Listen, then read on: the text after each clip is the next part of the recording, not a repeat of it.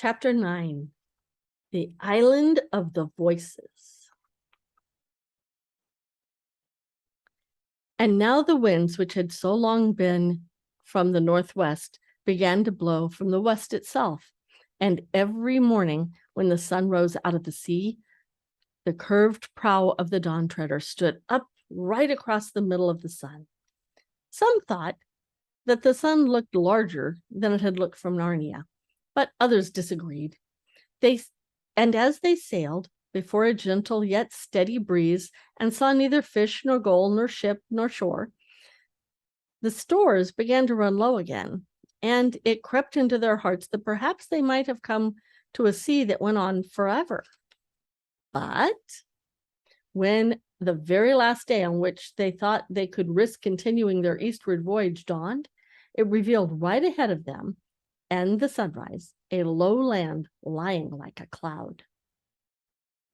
They made harbor in a wide bay about the middle of the afternoon and landed. It was a very different country from any they had seen yet. For when they had crossed the sandy beach, they found all silent and empty, as if it were an uninhabited land. But before them, there were level lawns in which grass was smooth and short, as it used to be on the grounds of the great English house where the 10 gardeners were kept. The trees, of which there were many, all stood well apart from one another, and there were no broken branches and no leaves lying on the ground. Pigeons sometimes cooed, but there was no other noise. Presently, they came to a long, straight, sanded path with not a wood growing on it, and neither trees and trees on either hand. Far off, on the other end of this avenue, they now caught sight of a house, a very long and gray, quiet looking in the afternoon sun. Almost as soon as they had entered this path, Lucy noticed that she had a little stone in her shoe. In that unknown place, it might have been wiser for her to ask the others to wait while she took it out, but she didn't. She just dropped quietly behind and sat down to take off her shoe. Her lace had got into a knot. Before she had undone the knot, the others were a fair distance ahead. By the time she had got the stone out and was putting the shoe on again and could no longer see them, but at once she heard something else. It was not coming from the direction of the house. What she heard was a thumping.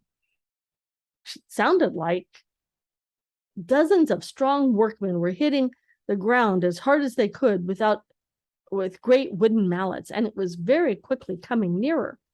She was already sitting with her back to the tree, and the tree was not one she could climb.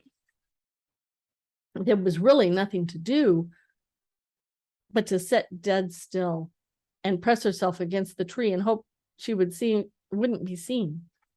Thump, thump, thump, and whatever it was must be very close now, for she could feel the ground shaking, but she could see nothing.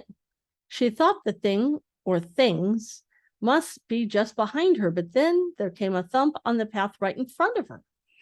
She knew it was on the path, not only because of the sound, but because she saw the sand scatter, as if it had been struck by a heavy blow, but she could see nothing that had struck it. Then all the thumping noises drew together for about 20 feet away from her and suddenly ceased. Then came the voice. It was a really very dreadful, because she could see nobody at all still. The whole of that park-like country stood as quiet and empty as it had looked when they first landed. Nevertheless, only a few feet away from her, a voice spoke, and what it said was, "Mates, now's our chance." Instantly, a whole chorus of other voices replied, "Hear him, hear him. Now's our chance," he said. "Well done, Chief. You've never said a truer word." "What I say," continued the first voice, "is get down to the shore between them and their boat and let every mother's son look to his weapons. Catch 'em when they try to put to sea." That's the way," shouted the others in unison. "You never made a better plan, Chief. Keep it up, Chief. You couldn't have had a better plan than that." Lively then, mates, lively, said the first one. Off we go. Right again, chief, said the others. Couldn't have been a better orders, just what we were going to say ourselves. Off we go. Immediately, the thumping began again, very loud at first, and soon fainter and fainter, till all died out in the direction of the sea. Lucy knew there was no time to sit puzzling as to what these invisible creatures might be. As soon as the thumping noise had died away, she got up and ran along the path after the others as quickly as her legs would carry her. They must at all costs be warned. While this had been happening, the others had reached the house. It was a low building, only 2 stories high, made of beautiful, mellow stone, many windowed and partially covered with ivy. Everything was so still that Eustace said, I think it's empty. But Caspian silently pointed to a column of smoke which rose from one chimney. They found a wide gateway, opened, and passed through it into the paved courtyard. It was here they had their first indication that there was something odd about this island. In the middle of the courtyard stood a pump, and beneath the pump, a bucket. There was nothing odd about that, but the pump handle was moving up and down, though there seemed to be no one moving it. There's something magic at work here, said Caspian. Machinery, said Eustace. I do believe we've come to a civilized country at last. At that moment, Lucy, hot and breathless, rushed to the courtyard behind them. Can you see the courtyard?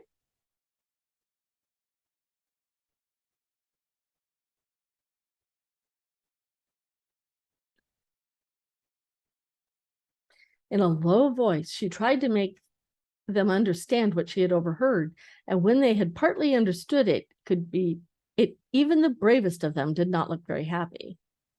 Invisible enemies, muttered Caspian, and cutting us off from the boat? This is an ugly furrow to plow. You have no idea what sort of creatures they are, Lou. How can I, Ed, when I couldn't see them? Did they sound like humans from their footsteps? I didn't hear any noise of feet, only voices and this frightful thudding and thumping, like a mallet. I wonder, said Reepicheep, do they become visible when you drive a sword into them? It looks like we may have to find out, said Caspian, but let's get out of our gateway. There's one of these gentry at that pump listening to all we say. They came out and went back on the path where the trees might possibly make them less conspicuous. Not that it's any real good, really, said Eustace, trying to hide from people you can't see. They may be all around us. Now, Trurian, said Caspian, how would it be if we gave up the boat for lost, went down to another part of the bay, and signaled the Dawn Treader to stand in and take us aboard? Not depth for her, sire, said Trurian. We could swim, said Lucy. Your Majesty's all, said Reepicheep. Hear me. It is a folly to think of avoiding an invisible enemy by any amount of creeping and skulking. If these creatures mean to bring us to battle, he sure will succeed. Be sure they will succeed, and whatever comes of it, I'd sooner meet them face to face than caught by the tail. I really think Reep is in the right on this time, said Edmund. Surely, said Lucy, if Rince is on and the others of the Dawn Treader see us fighting on the shore, they'll be able to do something. But they won't see us fighting if they can't see an enemy, said Eustace miserably. They'll think we're just swinging our swords at the air for fun. It was an uncomfortable pause.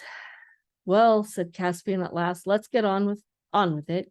We must go and face them. Shake hands all around. Arrow on the string, Lucy. Swords out, everyone else, and now for it. Perhaps they'll parley. It was strange to see the lawns and the great trees looking so peaceful as they marched back on the beach. And when they arrived there, saw the boat lying where they had left her. and the smooth sand with no one to be seen on it. More than one doubted whether Lucy had not merely imagined all she had told them, but before they reached the sand, a voice spoke out of the air.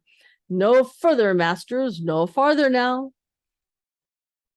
it said. "We've got to talk with you first. There's 50 of us and more here with weapons in our fists." Hear him, said the chorus. "That's our chief. You can depend on what he says. He's telling you the truth, he is."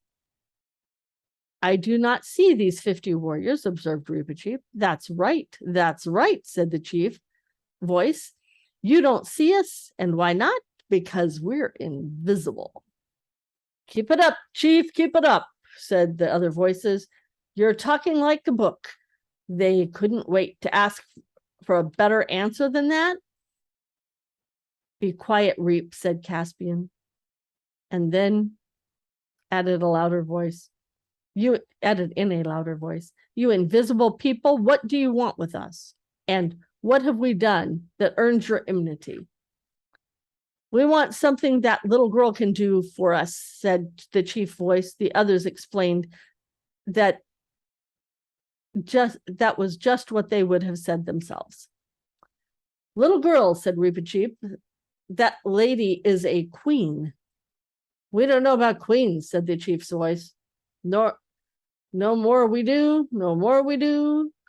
chimed in the others. "But we want something she can do." "What is it?" said Lucy. "And if it's anything against Her Majesty's honor or safety," added Reepicheep, "you will wonder to see how many we can kill before we die." "Well," said the chief voice, "it's a long story. Suppose we all sit down." The proposal was warmly approved by the other voices, but the Narnians remained standing. "Well," said the chief voice, "it's like this. This island has been the property of the great magician Time Out of Mind, and we are all, or perhaps in a manner of speaking, I might say we were his servants. Well, to cut a long story short, the magician that I was speaking about, he told us to do something we didn't like, and why not? Because we didn't want to.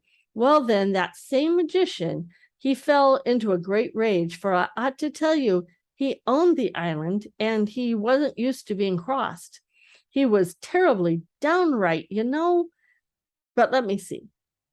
Where was I? Oh, yes. This magician, then he goes upstairs, for if you must know, he kept his magic things up there and we all lived down below. I say he goes upstairs and puts a spell on us, an uglifying spell. And if you saw us now, which in my opinion, you might thank your scars you can't, you wouldn't believe what we looked like before we were uglified. You wouldn't really. So there we all were, so ugly we couldn't bear to look at one another. So then what did he do? Well, I'll tell you what he did. He waited until we thought that this same magician would be asleep in the afternoon, and we crept upstairs and got his magic book, as bold as brass, to see if we can do anything about this uglification. But we were all of a sweat and a tremble, so I won't deceive you. But believe me or believe me not, I do assure you that we could find anything in the way of a spell taking off all the ugliness. And with time getting on, and what being afraid of the old gentleman might wake up at any minute, I was all of a muck sweat, so I won't deceive you. Well, so to cut a long story short, whether we did right or whether we did wrong, in the end, we see a spell about making people invisible. And we thought we'd rather be invisible than go around being uglier and all that. And why? Because we'd like it better. So my little girl, who's just about your little girl's age and a sweet child, for that she was before she was uglified, though now at least and sooner mended, I say the little girl says the spell, for it's got to be a little girl or else the magician himself, if you get my meaning, for otherwise it won't work.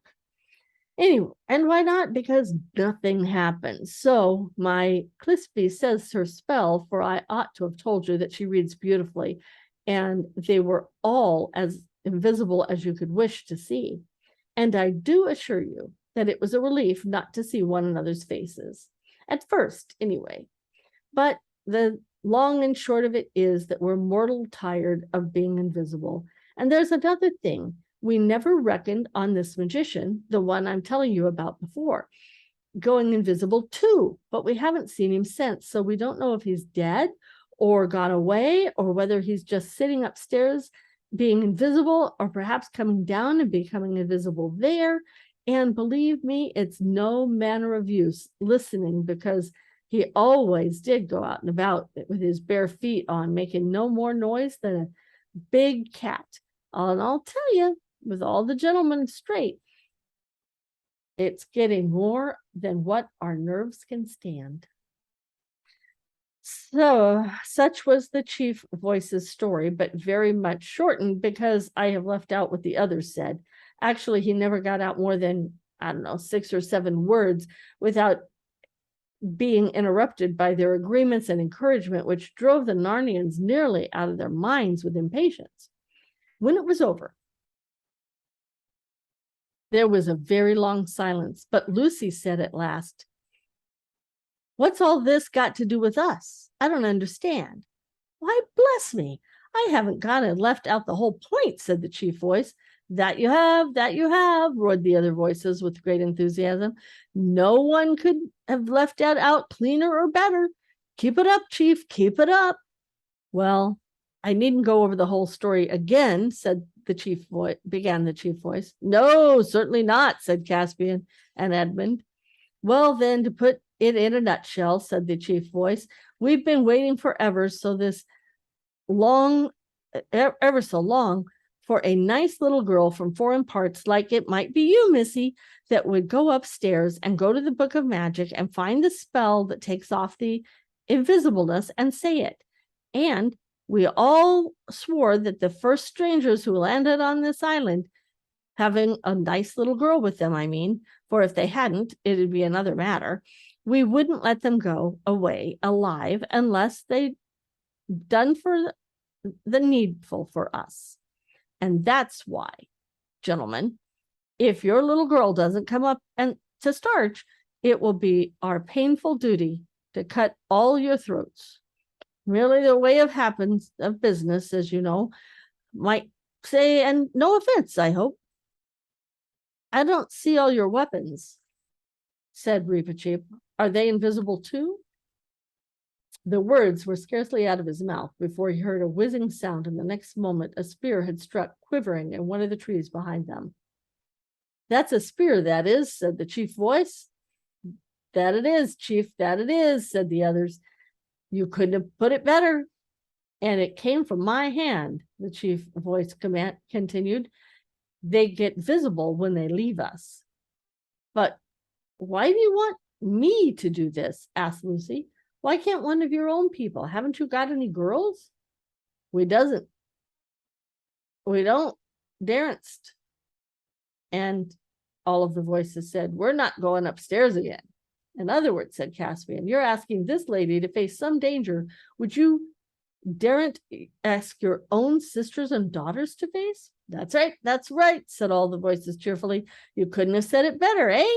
You've got some education, you have, anyone can see that."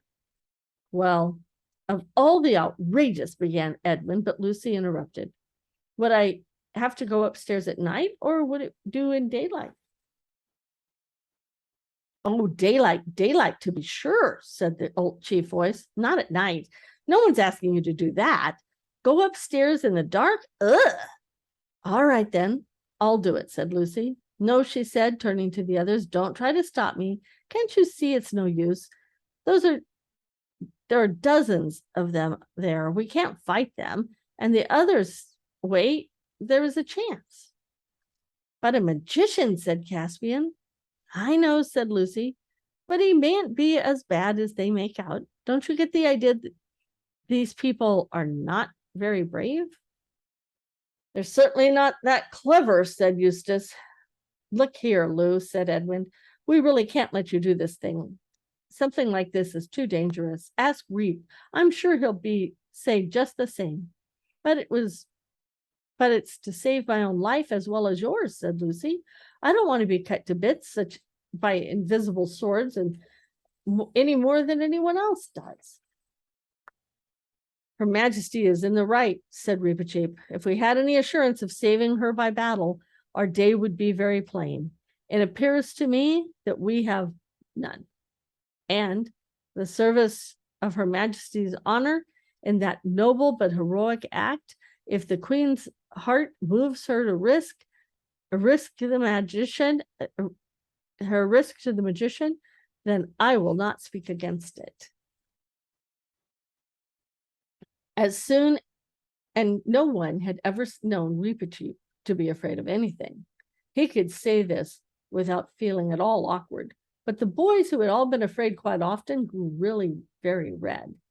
Nonetheless, it was made such obvious sense that they had to give in.